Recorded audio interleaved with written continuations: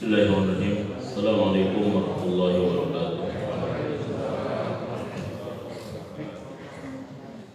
Bismillahirrahmanirrahim. Salatu wassalamu ala Rasulillah Nabiyina Muhammad bin Abdillah, la haula wa la quwata illa billah, amma ba'du. Rabbi shrah li sadri wa yassir li amri wa hlul 'uqdatam min lisani yafqahu qawli. Rabbana arinal haqqa haqqan warzuqna ittiba'ah wa arinal batila batilan warzuqna ijtinabah. Qala Allah Ta'ala fi ayatil karim, a'udzu billahi minasyaitonir rajim. Bismillahirrahmanirrahim. Wa ma kana lil mu'minin wa la mu'minatin idza qala Allahu wa rasuluhu amran an yakuna lahumul khiyaratu min amrihim wa man ya'sillaha wa rasulahu faqad dhalla dhalalan mubina. Al-ayat surah Al-Azim.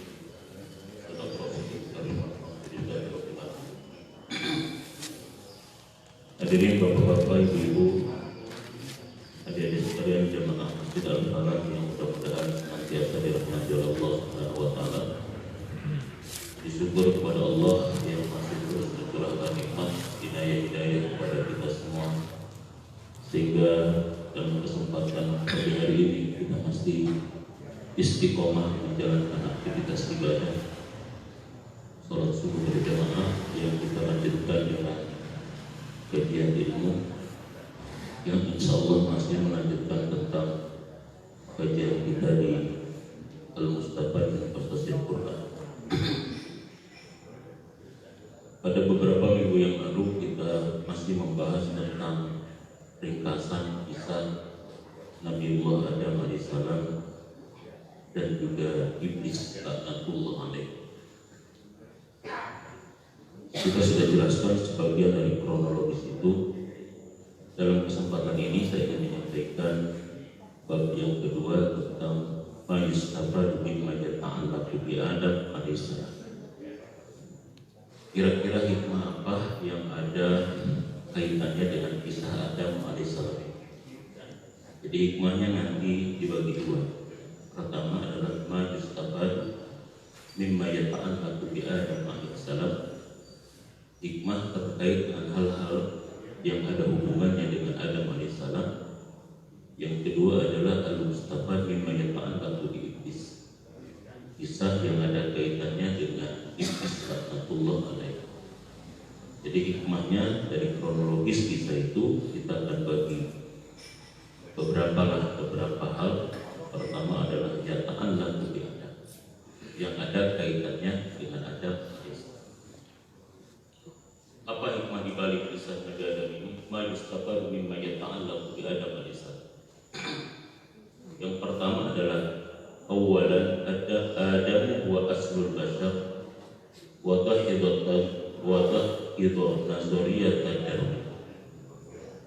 Adam ini adalah merupakan asal manusia, cikal bakal manusia, wa tahidun nazariyat Darwin, dan ini sebagai bantahan terhadap teori evolusinya Darwin yang kemarin sudah kita sempat singgung yang pertama.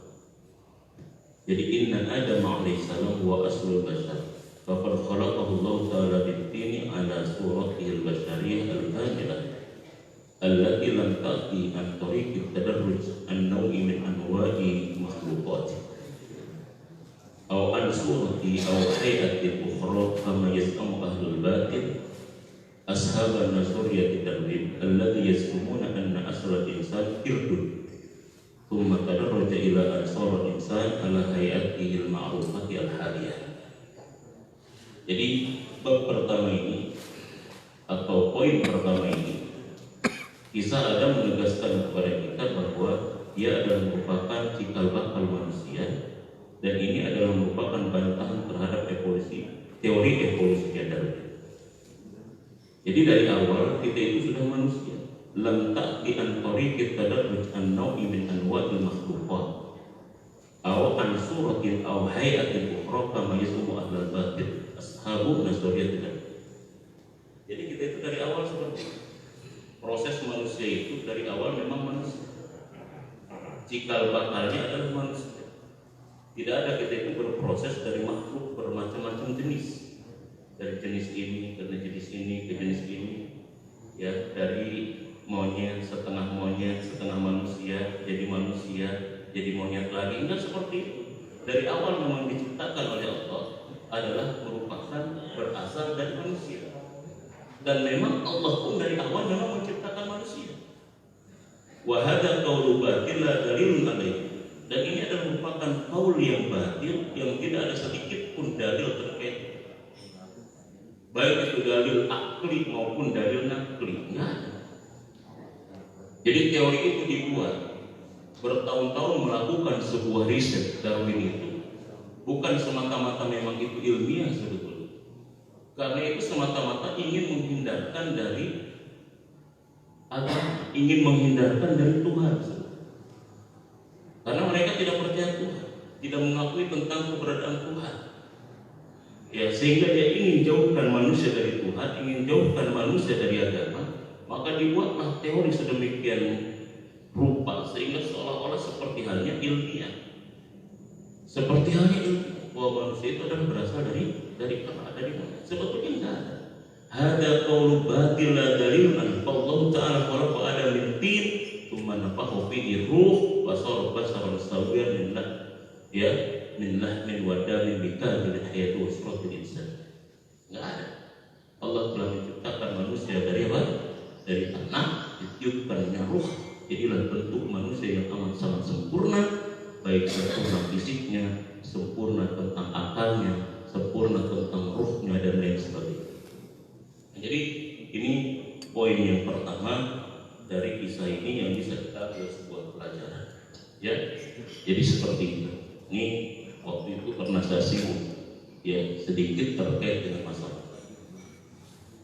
Karena memang kalau misalkan kita bahas bahwa kita itu berasal dari kera ini juga pertanyaannya kan muncul banyak. Ya, pertanyaan pertama, kira-kira kera jenis apa yang berubah jadi manusia? Kera ini kan banyak gak kira-kira? Macamnya banyak kan? Ada babon, ada gorila, ada king kong, ada siamang. Kira-kira yang mirip yang menjadi manusia itu kera yang jenis apa? Yang kedua, ketika berevolusi, keranya itu ada buntut. Kenapa pas manusianya nggak ada buntutnya? Kan harusnya kalau namanya evolusi kan walaupun misalkan dulu dikit tapi ada yang sama-samanya gitu. Yang ketiga, kira-kira kenapa sekarang masih banyak kera juga? Kan harusnya sudah tidak ada apa? Tidak ada kera lagi. Sudah berevolusi semua jadi manusia. Kenapa masih ada kera? Yang selanjutnya, kira-kira kalau sudah berevolusi kera jadi manusia, kira-kira nanti manusia berevolusi jadi apa lagi gitu? Ya, jadi apa lagi manusia nanti berevolusi? Karena yang namanya evolusi kan terus apa? Terus berubah, terus berkembang. Kira-kira nih, setelah jadi Ustaz Ahmad, nanti Ustaz Ahmad berevolusi jadi apa kira-kira? Jadi apa nanti? 20, 30 atau 100 tahun ke depan Ustaz Ahmad jadi apa evolusinya nanti? Kan jadi artinya kalau misalkan itu ternyata diyakini, itu kan banyak pertanyaan yang masih panjang. Ya, banyak pertanyaan yang masih panjang yang perlu dijawab juga. Jadi ngapain pusing-pusing puluhan tahun meneliti tentang asal manusia? Baca saja Quran, kita akan menemukan ayat-ayat yang mengatakan ya bani Adam, ya bani Adam, ya bani Adam. Akan membaca itu, akan menemukan tentang itu, dan faktanya ada. Di mana Adam dikuburkan, di mana Adam pernah tinggal. Setelah diciptakan Allah, di mana dia tinggal? Mana peninggalan Adam? Mana fakta-fakta sejarahnya peninggalan Adam? Ya, mana istrinya Adam yang namanya Hawa? Hawa itu ada di mana dan sebagainya. Makanya kita kalau ke Mekah kan suka jarah. Kemana jarahnya? Setelah kita ke Mekah biasanya tempatnya Ali Murah padahal mahal. Di mana kira-kira? Ya, Ali Murah padahal mahal. Yang penting tanpa kesannya dulu murah gitu. Makanya orang pada ke situ semua. Hah? Di mana? Di Jeddah katanya. Jeddah itu kan bahasa Arab. Bahasa kitanya apa Jeddah itu? Bahasa kitanya apa? Nenek kalau Jeddah itu. jidun itu kan kakek ya. Walijadina, walijadatina. Kalau kita berdoa kan begitu. Rabbighfir lana wa liwalidina warhamhuma kama rabbayana shighara walijadina walijadatina waliustadina. Kita kan papa ya. Nenek kami, kakek kami, ustaz kami, murid kami. Kalau doa begitu kan. Jangan cuma diri sendiri doang. Jadi kalau jad itu artinya kakek, kalau jadah itu artinya nenek. Makanya jadah itu adalah kampung nenek kita. Jadi kita itu kalau ke Jeddah memang mau ziarah ke nenek moyang kita, bukan mau ke Ali Murah gitu loh sebenarnya. Ya, ziarah ke nenek kita, makanya Jeddah namanya, kampung nenek kita. Disitulah Hawa. Makanya kita ini ke mana? Ke Jabal Rahmah namanya. Jabal Rahmah itu adalah tempat apa? Tempat pertemuan antara Adam dan Hawa. Jadi buktinya ada. Jelas gitu, peninggalannya ada, faktanya ada. Inilah salah satu kekuatan Islam itu kan begitu. Islam itu agama bukan berbicara tentang teori, tapi Islam itu bicara agama tentang fakta. Makanya salah satu kekuatan Islam itu adalah di faktanya, fakta sejarahnya. Kekuatan Islam itu begitu. Makanya semua bentuk-bentuk sejarah dalam Islam itu terdokumentasikan dengan baik, baik di alam semesta maupun di dalam buku-buku sejarah yang diulas oleh para sejarawan. Dan bapak-bapak sejarah yang pertama itu banyak dari Islam. Salah satunya adalah Imam At-Tabari yang disebut Imam Tarikh. Imam At-Tabari itu merupakan imam pimpinannya tarikh, bapaknya sejarah. Imam At-Tabari. Makanya kalau tafsir At-Tabari itu ulasan dari sisi sejarahnya luar biasa. Ibnu Khaldun misalnya, dia adalah merupakan bapak sejarah itu. Dan tidak sedikit buku-buku sejarah yang ditulis oleh ulama-ulama Islam. Jadi kekuatan Islam, potensi Islam adalah sejarah, faktanya.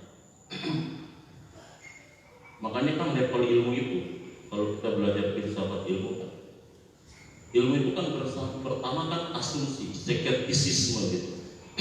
Bermula dari keraguan, asumsi. Ya, kemudian dari asumsi, dugaan, kemudian rasionalisme. Level ilmu itu ada yang kedua, rasionalisme, logika, logik atau tidak logik, masuk akal atau tidak masuk akal. Yang ketiga adalah empirisme. Tingkatan ilmu yang ketiga adalah empirisme. Sesuatu itu bisa diapa? Bisa diraba. Ya, bisa diraba, bisa dilihat, bisa diterawang, empiris. Yang selanjutnya adalah setelah empirisme apa? Wahyu. Dan yang tertinggi adalah wahyu. Jadi asumsi, skeptisisme, rasionalisme, empirisme, kemudian wahyu. Atau wahyu inilah yang tidak bisa yang paling tinggi dalam tingkatan keilmuan karena bersumber dari Allah Subhanahu wa Ta'ala. Wahyu yang paling tinggi dari sisi keilmuan. Ya, Islam itu membatalkan segala bentuk asumsi, segala bentuk dugaan. Makanya nanti ada poin yang kedua, Thaniyan Jauharul Islam atau Atul Mutlaqah billah. Jadi pelajaran dari kisah ini nanti adalah inti sari daripada Islam itu adalah at-ta'ah al-mutlaqah billah, ketaatan mutlak kepada Allah. Walaupun nanti di sini dijelaskan ketundukan mutlak, ketaatan mutlak bukan berarti Islam mengabaikan tentang rasionalisme. Jadi kita akan bahas. Ya, jadi begitu. Jadi asumsi dipatahkan dengan logika, dengan rasionalisme. Rasional dipatahkan dengan empiris, dengan fakta. Dan fakta dipatahkan dengan wahyu, namanya keyakinan. Makanya setelah ilmu ada namanya ilmu yakin dan ada namanya ainul yakin, ada yang disebut dengan hakul yakin, keyakinan. Jadi gitu ya, jadi asumsi dipatahkan dengan logika, logika bisa dipatahkan dengan fakta, fakta juga bisa dipatahkan dengan keyakinan, dengan wahyu. Ya, jadi begitu.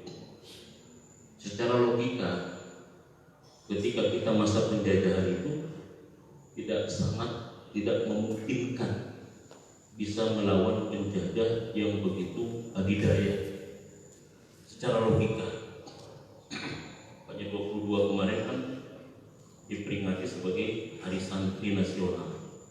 Hari Santri Nasional ini kan asbabul wurudnya adanya resolusi jihad di Hadratus Syekh Hasyim Asy'ari 22 Oktober 1945 karena diserang kembali oleh penjajah dan sekutu.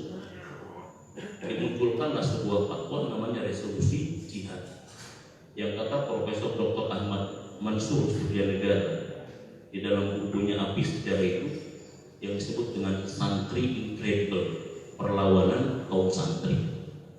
Jadi kalau ada film namanya Hook Incredible, perlawanan Hook gitu ya, blok itu yang gede itu, dia mengatakan ada Santri Incredible, perlawanan kaum santri. Jadi santri itu pernah tawuran dulu tapi dengan penjajah. Makanya sekarang santri sudah tidak tawuran lagi, nggak level tawuran dengan sesama anak SMA. Santri itu tawurannya dulu dengan siapa? Dengan penjajah yang tercatat dalam sejarah sebagai resolusi jihad yang mampu membunuh jenderalnya penjajah Belanda pada saat itu. Jadi keren santri itu sebetulnya. Jadi jangan minder jadi santri. Ya, lain lokali katanya ya, tapi globally. Tinggalnya di Balai Rombeng tapi berpikirnya global. Itu santri namanya. Tinggalnya di Balai Rombeng, ya di Kobong gitu ya. Tetapi apa? Berpikirnya global. Santri itu berpikirnya global, luas. Karena rata-rata kitab yang dibaca oleh santri itu adalah kitab-kitab karya ulama-ulama dunia, bukan ulama-ulama lokal, bukan ulama-ulama Nusantara. Sekalipun dia baca kitab ulama Nusantara, tapi ulama Nusantara yang kalibernya dunia. Baca kitab Imam Nawawi Al-Bantani misalnya. Tapi Imam Nawawi Al-Bantani walaupun dia Nusantara, tapi dia kalibernya adalah kaliber dunia. Ya, jadi begitu. Jadi santri itu bacaannya adalah bacaan ulama dunia. Iya, Ulumuddin bacaannya siapa? Imam Ghazali ulama lokal atau ulama dunia kira-kira? Bacaannya Ibnu Katsir. Ibnu Katsir itu ulama lokal, ulama dunia kira-kira? Ulama dunia. Riyadhus Shalihin, Hadis Arba'in, karya Imam Nawawi Ad-Dimashqi. Imam Nawawi Ad-Dimashqi itu ulama lokal, ulama dunia. Dunia. Jadi santri itu sebetulnya bahwasanya bacaannya bacaan ulama dunia, bukan lagi ulama lokal. Jadi begitu. Jadi ini membantah kepada. Nah ternyata fakta itu juga, secara fakta kita nggak mungkin menang lawan penjajah. Dia terlatih, senjatanya lengkap dan sebagainya, tapi dengan resolusi jihadnya. Hadratus Syekh Hasyim Asy'ari, santri bergerak, kainnya dibuka, disarungin, diselendangin, ambil bambu runcing, ambil golok. Spirit santri ini akhirnya sampai kepada pemuda-pemuda. Muncul akhirnya Bung Tomo, pidato dengan semangatnya luar biasa. Dari 22 Oktober 10 November dikenal dengan hari apa? Pahlawan. Jadi hari pahlawan terinspirasi dari gerakan kaum siapa? Kaum santri. 22 Oktober dulu resolusi jihad kaum santri dulu, kemudian akhirnya 10 November hari pahlawan. Jadi hari pahlawan itu terinspirasi dari gerakan kaum santri. Dan itulah merupakan lembaga pendidikan tertua di Indonesia adalah pesantren. Ya, Mahmud Yunus itu sampai bingung mencarinya di mana kira-kira asal daripada pesantren ini berasal. Kapan pesantren ini ada? Kemudian akhirnya kesimpulan Mahmud Yunus, pesantren itu berada ya seiring dengan adanya Islam di Indonesia. Masya Allah, tua sekali. Kesimpulannya sampai begitu. Pesantren ini ada seiring dengan adanya Islam di Indonesia. Belum ada saat itu SMA, belum ada universitas, tapi sudah ada pesantren. Nah, jadi kembali lagi kepada teori ini, jadi seperti itu. Dan ketika kita berbicara tentang manusia dalam konsep Darwin ini berbeda. Makanya manusia dalam konsep Barat yang sekuler adalah manusia berdasarkan inspirasi dari teori Darwin. Manusia dalam konsep Islam adalah berasal dari wahyu. Sehingga berbeda, sumbernya beda, maka nanti kesananya pun jadi beda. Jadi kalau berbicara manusia dalam perspektif Islam, itu berbicara manusia dalam konsep wahyu. Dalam konsep wahyu, kita itu berasal dari Adam yang diciptakan oleh Allah. Jadi kalau misalkan berbicara manusia dalam konsep barat yang sekuler, berasal dari teori evolusi. Jadi sumbernya yang berbeda, maka tentang kebutuhan hidup manusia pun berbeda. Cara pandang manusia pun tentang hal-hal yang lainnya pasti berbeda. Cara pandang manusia tentang manusia berbeda antara kita dengan yang lain. Jadi begitu Pak sebetulnya. Jadi teorinya berbeda, sumbernya berbeda, maka kesannya pun semuanya akan beda. Yang kemarin sudah sebagian saya sebutkan sedikit demi sedikit. Ya jadi begitu tentang kriteria kesuksesan, kriteria kemajuan, kriteria kebutuhan, semuanya begitu. Konsep pendidikannya, karena kita dari wahyu, maka konsep pendidikannya berdasarkan wahyu. Konsep kebutuhan kita berdasarkan wahyu. Konsep tentang kesuksesan kita berdasarkan wahyu. Konsep kebahagiaan manusia pun berdasarkan wahyu. Makanya kalau menurut saya Pak begini, kalau menurut saya ini menurut saya aja, ya menurut saya aja, boleh dibantu. Kalau menurut saya tidak ada konsep bahagia dalam perspektif barat sekuler. Jadi barat itu nggak punya konsep bahagia. Pertanyaan saya, bahagia itu urusan fisik, urusan metafisik ya? Hah? Bahagia itu wilayah fisik, wilayah metafisik katanya ya? Wilayah mana Pak kira-kira? Ini sepancaut bahagia banget. Ini sepancaut membahagiakan. Diksinya tepat nggak? Masa udah makan ini sepancaut ya? Sepancaut. Ini bahagia. Kira-kira diksinya pas nggak kira-kira? Hah? Pas gitu ya? Ini sepancaut amat sangat membahagiakan.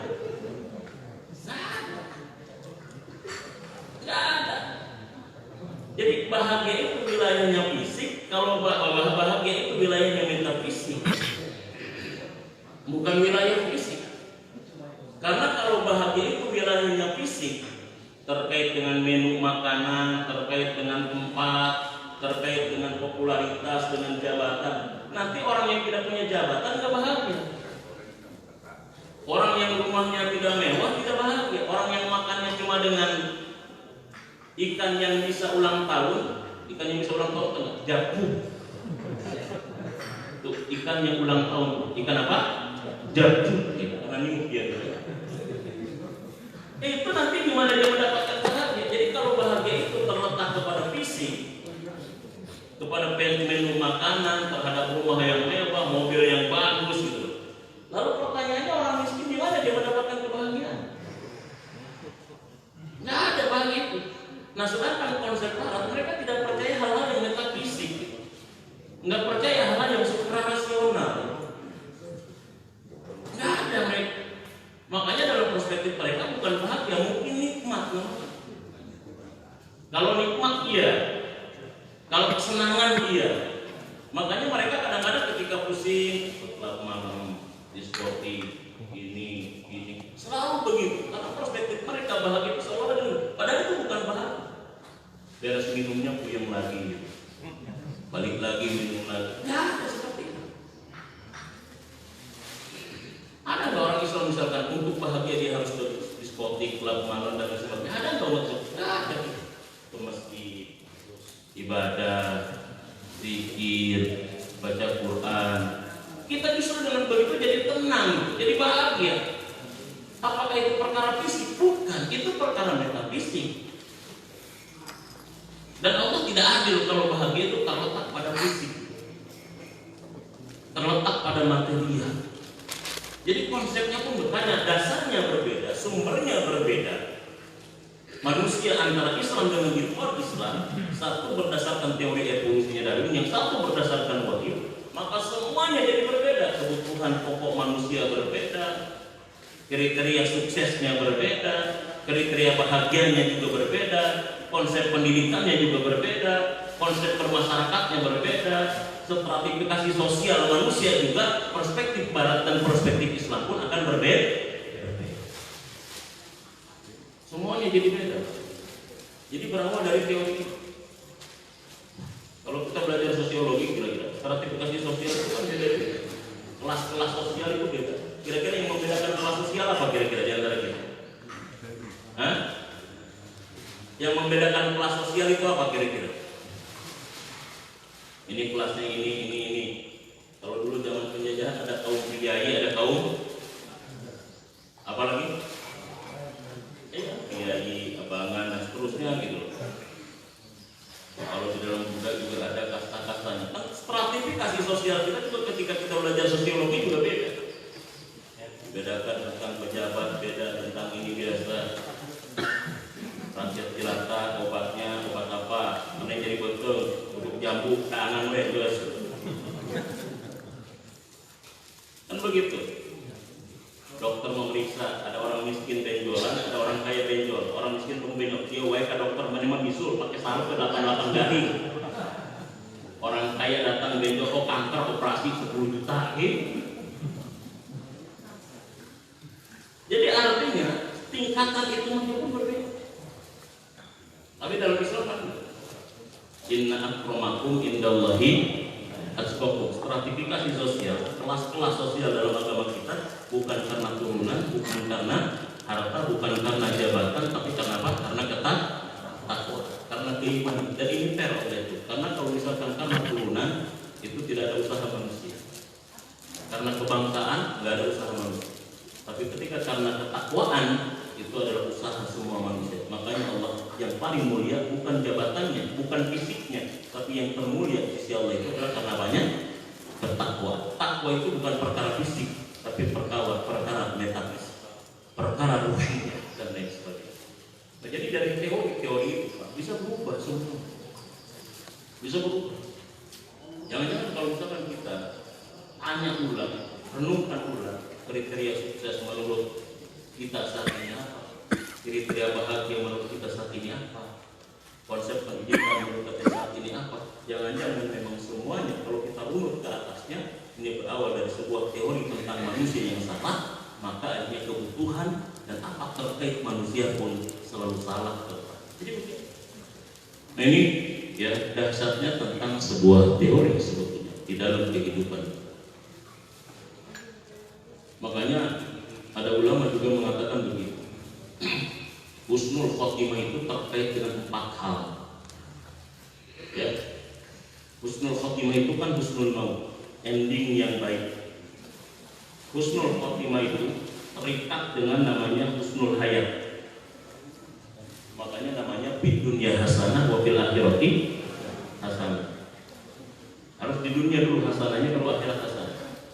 Jadi husnul khotimah itu terikat dengan husnul hayat.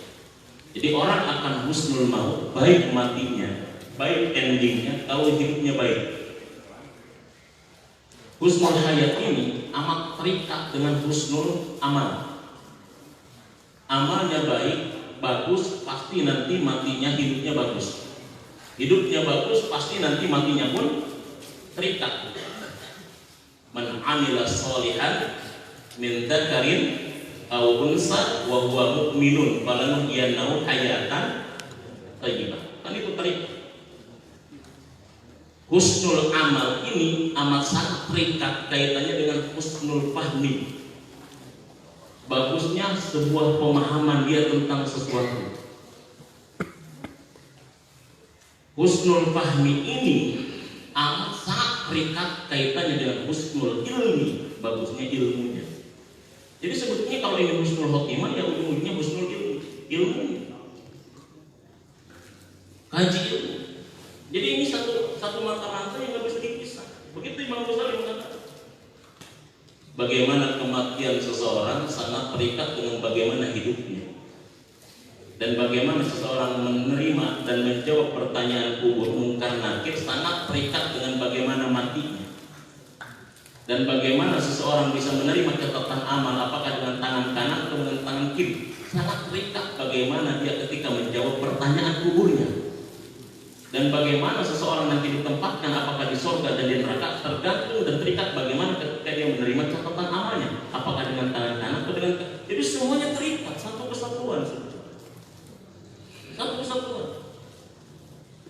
Makanya dalam Quran surat Al-Baqarah 201 yang menjadi doa satu jagat kita, Allah menerapkan dan meletakkan huruf atofnya bukan dengan fa, bukan dengan tuma, bukan dengan yang lain, tapi dengan wa. Rabbana atina fid dunya hasanah wa fil akhirati hasanah. Wa itu adalah atof lil mutlaqil jami. Jadi huruf atof itu huruf kata sambung lil mutlaqil jami, mutlak untuk semuanya. Kalau ingin di akhirat hasanah, di dunianya harus, nggak bisa akhiratnya hasanah, dunianya hodijah gitu. Harus nyambung dua-duanya. Itu jaka subuh makan permen, gak nyambung men. Itu wawunya waw atot lil mutlaqil jami namanya. Mutlak untuk keseluruhan, nggak bisa dipisah-pisahkan. Dan hebat dalam bahasa ini, ketika Allah menggunakan kata baik dunia baik akhirat, Allah menggunakan kata hasanah dari kata hasan. Istilah baik di dalam bahasa Arab ini kan ungkapannya banyak sekali. Bisa hasan, bisa khair, bisa ma'ruf, bisa thayyib, banyak sekali. Tapi dalam ayat ini Allah menggunakan kata baik itu dengan kata hasan. Apa yang dimaksud dengan baik dengan kata hasan? Baik ketika diungkapkan dengan kata hasan adalah baik yang sesuai dengan SOP. Apa SOP? Standar operasional prosedural kehidupan kita. Jadi kalau kita ingin dunia ini hasanah, ingin dunia ini baik, maka hidup itu harus sesuai dengan apa?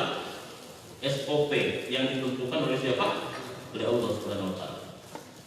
Harus sesuai dengan SOP. Makanya hasanah itu kebaikan yang sesuai dengan standar operasional.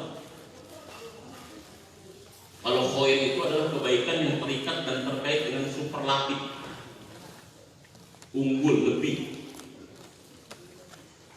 Walal akhiratu khairun laka minal ula wa antasumu khairun lakum. Itu dia superlatif. Kalau sudah pakai khair dia superlatif. Dia maknanya lebih. Kalau kebaikan dengan kata thayyib itu biasanya kebaikan dengan hal yang bersifat material. Makanya biasanya kalau thayyib dilakukan dengan terkait dengan makanan. Kalau thayyib itu biasanya terikat dengan apa? Dengan kehidupan, dengan makanan, itu hal-hal yang material. Nah, jadi begitu. Ini poin yang pertama. Awalan Adam wa aslul basar wa dhahidun nazar yatakarrim. Pertama, kisah dari Adam ini menegaskan kepada kita bahwa Adam adalah merupakan cikal bakal manusia, dan ini sebagai bantahan terhadap teori evolusinya Charles Darwin. Jadi nggak mau, sekali lagi jangan mau kalau kita disebut dan kita disebut sebagai keturunan apa? Keturunan monyet. Harus merasa terhina dan juga harus merasa Bapak itu marah sebetulnya ketika disebut seperti itu. Terus yang kedua, kisah dari Adam ini Jauharul Islam at-ta'atul mutlaqah lillah. Perintah ketika malaikat semuanya sujud kepada Adam, kemudian semuanya sujud kecuali iblis. Ini menunjukkan bahwa inti daripada Islam itu adalah ketundukan, kepatuhan kepada Allah.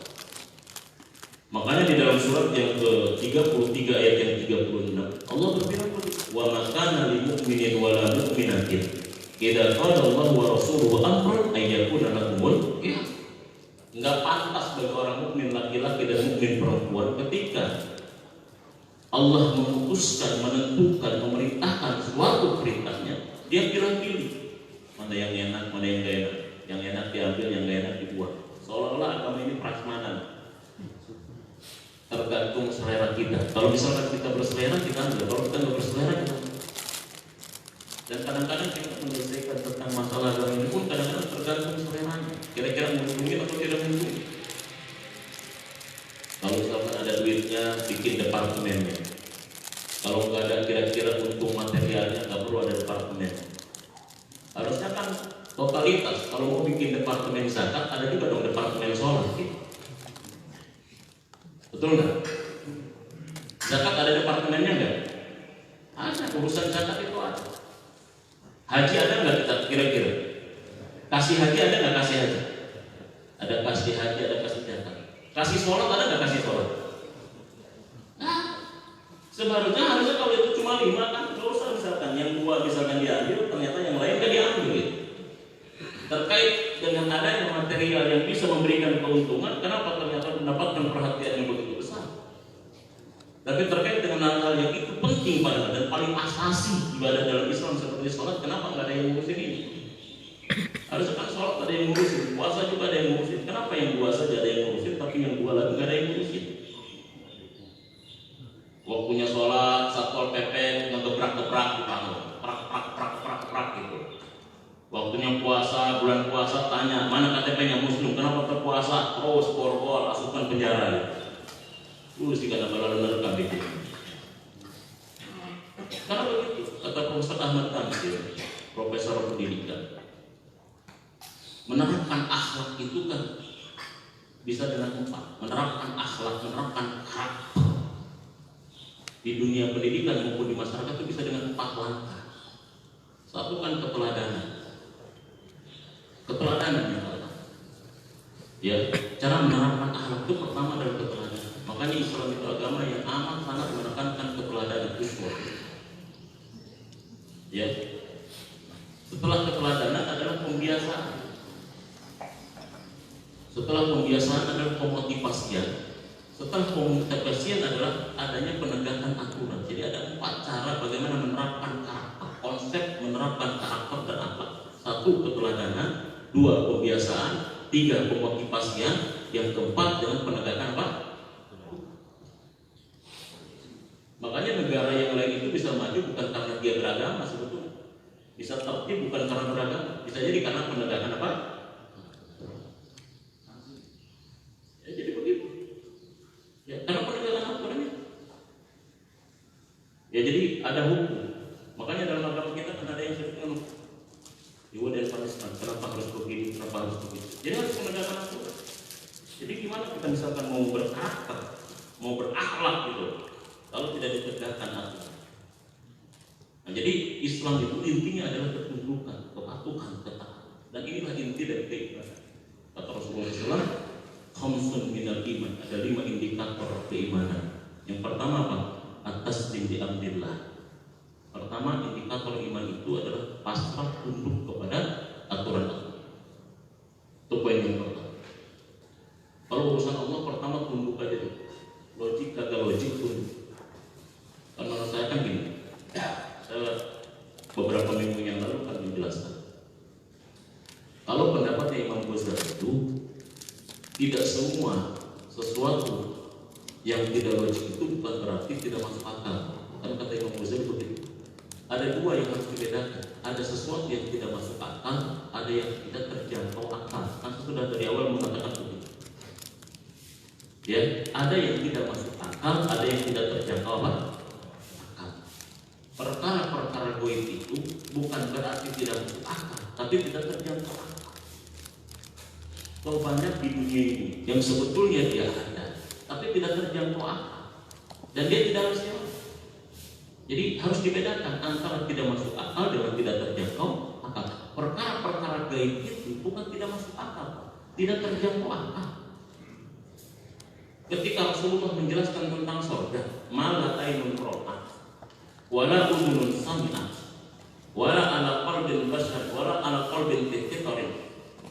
Sesuatu yang tidak terbayang, tidak pernah dilihat mata, tidak terbayang di dalam pikiran, bahkan tidak terbesit di dalam hati kita sedikit pun bagaimana bentuknya, itu surga bukan berarti tidak masuk akal, tapi dia tidak terjangkau akal. Bukan tidak masuk akal. Jadi kita harus bisa membedakan antara yang tidak masuk akal dan yang tidak terjangkau akal.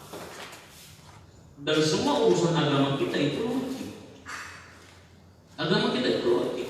Tapi ada yang bukan tidak logik, tetapi akal kita nggak sampai kepada perkara. Banyak kok di dunia ini kita meyakini sesuatu yang akal kita nggak nyampe, tapi kita yakin. Dan ketundukan ini bukan berarti Islam itu bertentangan dengan akal. Bukan, jangan disalah. Dr. Ahmad Mansur, Dr. punya Islamic worldview. Ya, dosen saya itu mengatakan tuh, rasionalisme Islam itu bisa dibuktikan dengan 3 hal. Bahwa Islam itu agama yang rasional. Poin yang pertama adalah Islam itu adalah agama yang rasional kata beliau. 1, tidak ada satupun teks di dalam Quran maupun hadis yang sahih itu yang kontradiksi. Pertama itu, tidak ada satupun teks dalam Quran maupun Sunnah yang kontradiksi dan bertentangan antara satu dengan yang lain. Kalaupun ada yang kontradiksi secara zahir, itu kan pemahaman kita yang salah. Makanya setelah munculnya Imam Syafi'i, nggak ada lagi sesuatu yang kontradiksi terkait ayat dan maupun terkait hadis yang sahih, melainkan Imam Syafi'i pasti bisa mengkompromikan keduanya. Maka muncul teori usul fikihnya Imam Syafi'i yang disebut dengan at-ta'arud ad-dilalah, mengkompromikan antara 2 dalil yang seolah-olah bertabrakan. Itu namanya at-ta'arud ad-dilalah. Kalau kita kadang-kadang bukan mengkompromikan, mengkonfrontasikan 2 dalil yang bertentangan karena terlalu kurang mendalamnya pemahaman kita. Kalau ulama dulu mengkompromikan, sekarang mengkonfrontasikan. Konfrontasi itu apa? Akhirnya nanti mulai gitu. Dikonfrontasikan. Ini dalil kunut, ini nggak dalil CGR gitu. Bukan dikompromikan. Ini yang sholatnya telunjuknya butak ditegual geol, ini yang ini dikompromi, CGR, konfrontasikan, bukan diapakan? Dikompromikan. Ini baca Quran pakai Bismillah, Fatihahnya keras, ini Bismillahnya sendiri, CGR, ya betul. Jadi resep ayat nanti diaduk-aduk, pas sambung ayam kayak gitu. Resep gitu. Jadi ngadu-ngadu umat Islam resep gitu. Ini kan bisa jadi sebetulnya ada permainan pihak lain sehingga umat Islam sibuk dengan kita sendiri, sehingga kita tidak punya energi untuk melawan dan mengantisipasi perlawanan dari luar. Makanya ada teori namanya at-ta'arud ad-dilalah, sampai 1 buku itu konsep itu bagaimana mengkompromikan 2 nas, 2 dalil yang seolah-olah bertabrakan secara zahir, tapi dia tidak bertabrakan sebetulnya ketika didalami. Di situ dijelaskan, bahkan di dalam bukunya Dr. Yusuf Al-Qaradawi, Kaifa nata'ammal ma'as sunnah, bagaimana cara berinteraksi dengan sunnah. Ada 27 bagaimana cara mengkompromikan 2 dalil yang bertentangan. Jadi kita hobinya kan begitu, bukan kompromi tapi apa? Konfrontasi. Bukan mengkompromikan tapi mengkonfrontasikan. Ini bahaya. Makanya Ibnu Hajar Al-Asqalani di dalam kitabnya Fathul Bari Syarah Sahih Bukhari mengatakan, kata beliau, man takallama bi ghairi fannihi ata bil ajaib. Man takallama, di riwayat yang lain, man tahaddatha bi ghairi fannihi ata bil ajaib. Barang siapa yang banyak bicara bukan sesuai dengan fannya, keilmuannya, disiplin ilmuannya, maka dia akan mendatangkan banyak kekacauan. Akan banyak kekacauan. Man takallama bi ghairi fannihi ata bil ajaib. Siapa yang berbicara bukan berdasarkan fannya, disiplin ilmunya, keahlian, bukan menyebabkan kemaslahatan, akan mendatangkan kerancuan, kekacauan, keributan di mana-mana. Pertanyaan saya, yang suka ribut kira-kira ahlinya atau bukan biasanya? Bukan. Yang suka ribut itu kadang-kadang kitabnya comsa-comsi, comot sana, comot sini. Kitabnya kitab apa? Kitab comsa-comsi, comot sana, comot. Kan kadang-kadang yang suka ribut yang begitu sebetulnya. Pertanyaannya, apakah ulama benar itu? Ribut, tapi mereka ribut argumentasi. Imam Ghazali diskusi dengan Ibnu Rus, muncul 30 karya terkait masalah filsafat. Nah, jadi Islam itu begitu. Jadi ketundukan ini bukan menunjukkan bahwa Islam adalah agama yang mengabaikan akal. Bahkan orang yang tidak punya akal tidak masuk kepada hukum mukallaf, bukan mukallaf. Nah, jadi begitu. Yang kedua, rasionalisme Islam itu bisa dilihat dari sisi apa? Islam itu menolak segala bentuk asumsi, Pak. menolak segala bentuk dugaan dalam beragama. Enggak boleh dalam beragama ini kita menduga. Jadi bukti Islam ini rasional dan logik. Segala bentuk dugaan dalam Islam itu diapain? Kita beribadah itu nggak boleh menduga-duga, nggak boleh kira-kira, dikira-kira sudah nyata. Itu namanya kira-kira. Kamakola kolot bahulan. Sebagaimana orang tua dulu bicara, itu kan kamakola kolot bahulan. Nggak bisa Islam itu bukti rasional, dia menolak segala bentuk asumsi. Kayaknya sholat itu takbir yang maksimal itu kayak begini, Allah Akbar, maksimal, kerasa banget kayaknya itu stretchingnya. Nggak bisa kita berasumsi. Kayaknya baca Quran itu yang enak begini, alamat, bukan alif lam mim deh, alamat gitu. Kenapa bisa? Nggak bisa Islam itu berasumsi. Kita itulah disebut dengan ad-dinu sanadun, agama itu sana, nggak bisa berasumsi. Makanya kalau ada orang berasumsi tentang Islam, berimprovisasi tentang Islam, pasti ketahuan. Salahnya pasti ketahuan. Iyat tabi'una ila zon, tidaklah mereka mengikutinya melainkan hanya berdasarkan apa? Kenapa orang Nasrani disebut di dalam surat Al-Fatihah dengan kata Tuhan? Kalau dalam banyak tafsir kan kalau At-Tuhan adalah siapa? Nasrani. Kalau Al-Maghdub siapa? Yahudi. Kenapa Nasrani itu Tuhan? Karena orang Nasrani itu adalah orang yang selalu berasumsi. Zon, ngikutin zon. Hanya nyembah Tuhan dikit Tuhan. Zon. Masuk di agamanya zon semua. Makanya agama selain Islam itu kadang-kadang pakai apa? Pakai asumsi. Dan Islam bukti rasional menolak segala bentuk apa? Asumsi. Dan yang ketiga, kata Abbas Mansur itu, Abbas Mansur ini Masya Allah ya, kalau ketemu dia itu kalau diskusi, pernah ada calon dokter ya, dia ngerasa agak sombong gitu ya. Dia S1, S2, S3-nya ke bahasa ya, dan pemikiran, dan ngerasa sombong ketika dia mau diuji. Jadi seolah-olah dia ingin menunjukkan bahwa dia lebih hebat gitu. Ya, akhirnya dicecer aja sama dia sampai tidak berputik air.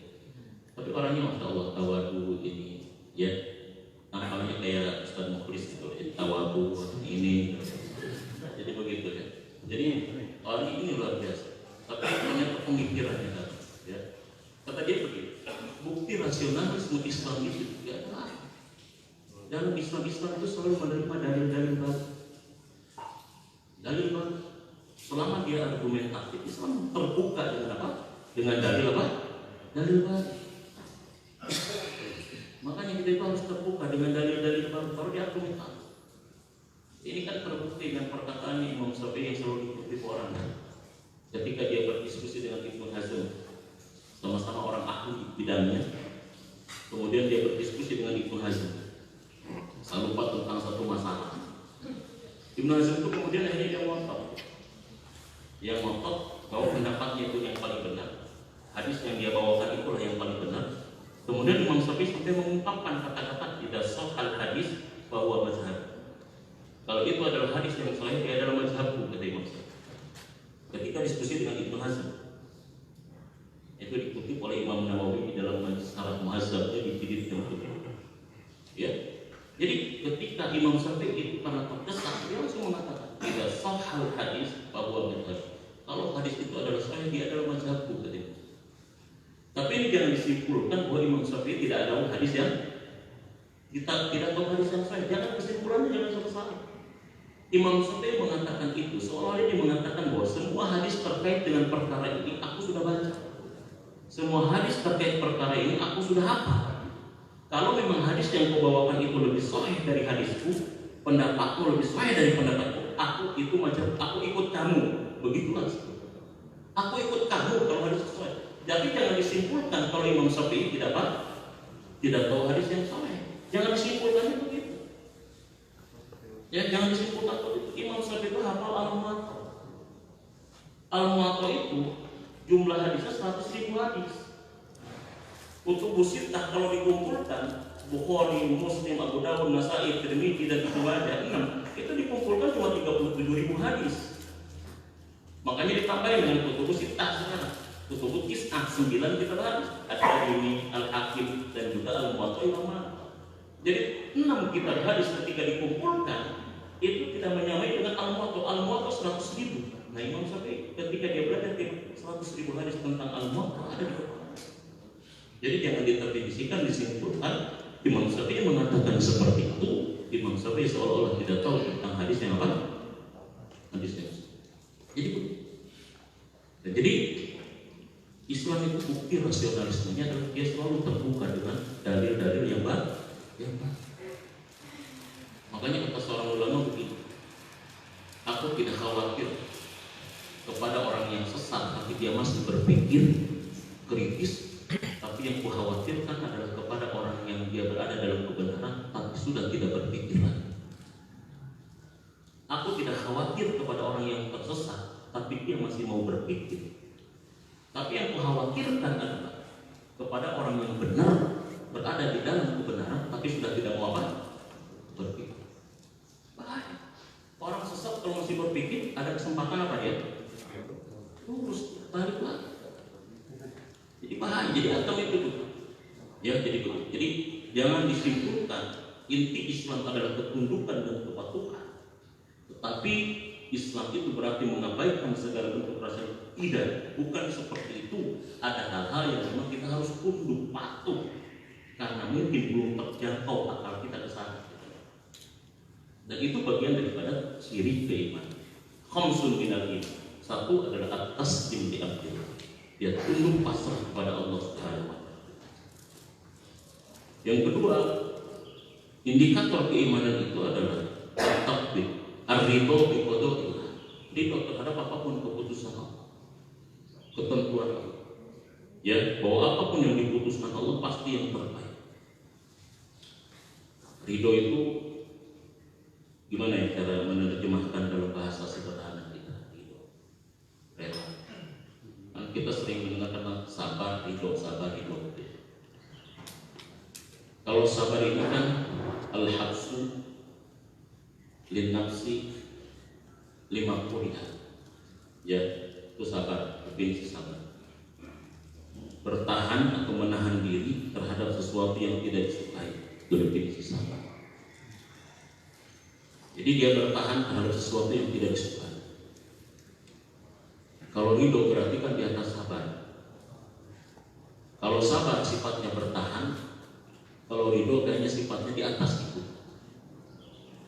Menikmati sesuatu yang tidak disukai. Jadi dia sudah bukan hanya bertahan tapi sudah apa? Sampai menikmati. Makanya Ayub itu sudah bukan sabar lagi. Sudah apa? Sudah ridho. Karena dia sudah menikmati apanya? Sakitnya. Kalau sabar baru bertahan, tapi kalau ridho sudah menikmati. Jadi kita, suami kita misalnya, ibu misalnya suka kepada suami yang sekarang, ketika pertemuan pertama kan baik, orangnya dermawan, dia suka ngasih. Pas sudah jadi suami ternyata kelihatan koret mereka hesena gitu. Nah itu yang namanya sabar bertahan. Jangan langsung setelah pulangkan saja aku pada ibuku. Yang bertahan. Tapi ketika ridho dengan suami kondisi seperti itu sudah menikmati. Oh mungkin suami begitu sayang sama istri, biar dia terus jangan terlalu berat badan naik, sehingga kadang-kadang pelit gitu loh ya. Jadi dia akhirnya dia ridho itu udah menikmati. Kita ketika pas pertemuan dengan calon istri kita kayak pendiam, lugu, ngomongnya kadang-kadang satu duduk sekali karena ngomong gitu. Pas udah jadi istri ternyata cerewetnya minta ampun. Nah, kalau sabar itu bertahan, kalau ridho menikmati. Itu Krisdayanti nyanyi justru kalau istri ternyata ngeliat cerewet kayaknya kehilangan gitu loh ya. Radio butut kemana gitu misalnya. Ya, di radio rusak kemana biasanya ada ngomel mulu gitu ya. Nah, jadi kalau misalkan sabar dia bertahan, kalau ridho sudah menikmati. Cuma kan kita salah kadang-kadang ridhonya terhadap takdir yang enak aja, tapi terhadap takdir yang kurang mengenakan tidak ridho. Padahal sama-sama semuanya takdir berasal dari siapa? Dari Allah. Makanya Abdul Abdul Qadir Al-Jailani itu kan pernah bilang, ya, dia ketika dikasih nikmat oleh Allah bersyukur, ketika dikasih musibah juga dia bersyukur. Ditanya oleh sahabat, Syekh, kenapa engkau dikasih nikmat alhamdulillah, dikasih musibah juga alhamdulillah? Kata dia, nikmat dan musibah sama-sama dari Allah. Kalau sama-sama dari Allah, kenapa aku harus caki? Kenapa aku harus cercah? Sampai begitu. Ali bin Abi Thalib itu begitu. Ali bin Abi Thalib dalam satu makalahnya dia mengatakan itu, ketika aku minta sesuatu kepada Allah dan kemudian sesuatu itu dikasih oleh Allah, minta A dan dikasih A oleh Allah, kata Ali bin Abi Thalib, aku bersyukur sekali. Aku bersyukur satu kali. Tapi ketika aku minta sesuatu kepada Allah kemudian tidak dikasih oleh Allah, aku bersyukur 10 kali. Jika minta A dikasih A mau, aku bersyukur 1 kali. Ketika aku minta A tidak dikasih sama Allah, aku bersyukurnya 10 kali. Sahabatnya nanya, kenapa begitu wahai Ali? Kata Ali, yang pertama adalah pilihanku, yang kedua adalah pilihan Allah. Yang pertama adalah apa? Pilihanku. Aku minta A dikasih A, itu pilihan siapa? Pilihan aku. Dan ketika aku minta A tidak dikasih sama Allah, aku bersyukur 10 kali. Karena yang kedua ini pilihan siapa? Pilihan Allah. Karena apa yang kita inginkan belum tentu baik buat kita. Nah itu ridho itu di situ. Makanya konsep ridho adalah diawali dengan husnuzon. Jadi ridho difoto itu. Yang ketiga adalah tafwid. Jadi orang beriman itu tafwid, memasrahkan urusannya kepada Allah. Yang kedua tawakal kepada Allah, dan yang kelima adalah as-sabr inda sadmatil ula, sabar ketika pukulan pertama. Jadi sabar itu pukulan berapa? Jangan pukulan ke-10 kata sabar. Terus dia bisa melawan, mas sabar sebab dia bisa lain sabar itu pasrah terhadap keadaan, dia bisa nanaon itu sebetulnya. Jadi sabar itu pukulan berapa? As-sabru inda sadmatil ula. Sabar itu ketika pertama kali menimpa musibah, itu sabar. Bukan ketika sudah ke-10 kali, sudah ke-9 kali. Ya gimana lagi itu udah sabar, udah apa, udah mentok gitu kan. Jadi pas pertama kali menimpa langsung dia sabar. As-sabru inda sadmatil ula. Begitu tertimpa dia langsung mengatakan inna lillahi wa inna ilaihi raji'un. Nah jadi ini poin yang kedua ya. Ala doa ditakin ala hadal makna, dan para dai wajib untuk menekankan tentang kondisi ketundukan kepatuhan ini. Jadi kepatuhan ini bapak-bapak ibu-ibu ya bisa kita lihat dalam banyak sejarah. Saya sudah cerita tentang kisah Nabi Nuh ya. Ketika Nuh sudah berdakwah 950 tahun, kemudian dakwahnya itu ternyata tidak digubris oleh kaumnya, melainkan hanya sedikit saja, maka Nabi Nuh ngadu kepada Allah. Ketika dia ngadu kepada Allah, kemudian Nabi Nuh itu diperintahkan oleh Allah untuk buat perahu. Tapi kan buat perahunya di mana? Di atas gunung. Logik nggak kira-kira? Masuk akal nggak ya? Tapi belum tentu tidak masuk akal karena tidak terjangkau. Kan begitu. Jadi begitu. Kemudian akhirnya apa lagi itu? Nabi Musa alaihissalam, Ummi Musa. Ketika Musa lahir kan, ketika ibunya Nabi Musa ngandung kan lahir, saat itu kan Fir'aun sedang mengeluarkan Perpi bukan Perpu. Peraturan Fir'aun itu namanya Perpi. Ya, saat itu Fir'aun sedang mengeluarkan apa? Perpi, peraturan Fir'aun. Setiap bayi laki-laki yang lahir harus diapain? Harus dibunuh. Ibunya Musa kan bingung. Ya, satu sisi ini gimana, sisi lain mau dibunuh. Tapi akhirnya langsung muncul firman Allah. Allah berfirman kepada ibunya Musa, masukin Musa itu ke dalam ranjang, lemparin dia ke sungai. Secara logika ini bukan menghindari kematian, tapi justru mempercepat kematian. Gimana kalau di sungai nanti hanyut, tenggelam, dimakan buaya, dimakan apa? Iya, dia enggak. Tapi dia karena ini adalah firman Allah, dia tunduk, enggak logik, tunduk, udah masukin ke peti, lempar ke sungai sambil diikat.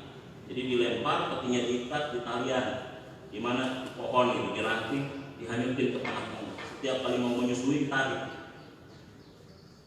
Dia menyusui 2 kali sehari. Pertama pagi-pagi buta, belum orang bangun dia sudah langsung tarik, susuin, semparin lagi. Nanti malam-malam sudah gelap, dia datang lagi ke situ, ditarik lagi, disusuin, dilempar. Terus ibunya seperti itu. Sampai suatu saat ibunya mau menyusui Musa yang kecil itu, ternyata talinya putus. Wah dia bingung. Dapat kabar ternyata peti yang ada bayi itu adalah hanyut kemana? Hanyut pas kemana? Sistanya biar kalau nyari orang mau dibunuh, ini malah nyamperin ke istananya. Ya jadi seperti itu. Jadi akhirnya apa yang terjadi? Ya udah, sebentar lagi ya, 2 menit lagi ya, jadi begitu. Akhirnya apa? Kan secara logika harusnya kan Musa ini menghantarkan kepada apa? Kematian. Secara logika kan pas ibunya bingung gimana tempatnya, udah begitu akhirnya terdengar kabar dia sudah datang ke istana siapa? Biar orang nyari-nyari mau membunuh orang, ini malah nyamperin. Kalau bahasa orang Kidung ini namanya ular nyamperkeun pangebuk. Orai nyamperkeun pangebuk. Ular itu nyamperin pemukul gitu. Jadi dia tapi apa yang terjadi? Pertanyaannya Musa selamat atau enggak kira? Yang tadinya ibunya sembunyi-sembunyi nyusuin Musa, setelah datang ke Fir'aun, ternyata bayi ini nangis terus. Istirahatnya Fir'aun terganggu, sare kaganggu, gil kaganggu. Kan Fir'aun dia ada. Jadi terus nyebut pedang dibunuh wae. Jadi nyebut pedang kadang-kadang gede ada Fir'aun. Ini dibuat ngedek tanah sengketa sih gak nama gede. Nama mana Fir'aun? Udah begitu apa yang terjadi? Ini kenapa? Lapar. Makanannya apa yang kasih? Fir'aun berkuasa kumpulin ibu-ibu yang sudah melahirkan di sini. Dikumpulkan 700 orang. 700 kali buah susu, 600 soalnya cocok. Ayam asu, ayam pahit. Ternyata apa yang ya datang ada satu lagi ternyata apa? Cocok dengan siapa? Ibunya. Udah begitu apa? Ibunya bisa bertemu menyusui sambil dikasih upah. Berapa kau minta upah? Dia menyusui tenang sambil digaji lagi. Tidak wajib, tidak masuk akal, tapi karena sam'an wa ta'atan Allah berikan sesuatu yang dasar. Jadi Islam itu ada sesuatu yang tidak masuk akal. Bukan berarti itu tidak wajib, tapi belum nyampe akal kita. Jadi begitu. Ini barangkali ya 2 hal saja terkait dengan al-mustafad mimma yata'allaqu bi Adam alaihissalam. Hikmah dibalik tentang kisah daripada Adam alaihissalam. Ya, jadi iman itu memang di atas 3 itu ya. Di atas tentang asumsi, rasionalisme, empirisme adalah iman. Jadi iman itu adalah tingkatan ilmu tertinggi sebetulnya ya. Bukan tingkatan ilmu terendah karena sumbernya langsung berasal dari wahyu. Mudah-mudahan ada manfaatnya bagi kita semua. Yang benar dari Allah, yang salah semata-mata dari kita sendiri. Ini ada beberapa hal mungkin pada pagi hari ini. Yang pertama adalah insyaallah Bapak Agus Wibowo ya akan menikahkan putrinya. Mudah-mudahan pernikahannya dimudahkan oleh Allah, diistihadatkan lahir batin, senantiasa jadi keluarga yang sakinah, mawaddah, rahmah dan juga berkah. Kita bacakan surat Al-Fatihah dan kita doakan.